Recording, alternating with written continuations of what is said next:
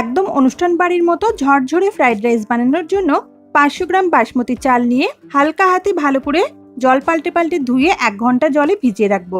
এরপর সবজি নিয়েছি গাজর, বিনস আর 3 রকমের ক্যাপসিকাম। একরকম করে কেটে নেওয়ার চেষ্টা করবেন। কাজু বাদাম কিশমিশ জলে ভিজিয়ে রেখেছি।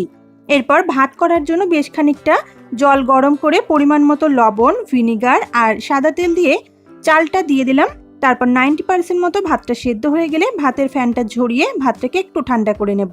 এরপর সাদা তেল আর ঘি গরম করে গোটা গরম মশলা ফোড়নে দিয়ে কেটে রাখা গাজরগুলো দিয়ে হালকা একটু ভেজে নেব। গাজর ভাজা হয়ে গেলে একে একে বিনস কুচি, কাজু বাদাম, কিশমিশ, 3 রকমের ক্যাপসিকাম দিয়ে ভালো করে একটু নাড়াচাড়া করে ভাতটাকে দিয়ে ভাতের মধ্যে দিয়ে দেবো স্বাদ অনুযায়ী গুঁড়ো চিনি আর গোলমরিচের গুঁড়ো।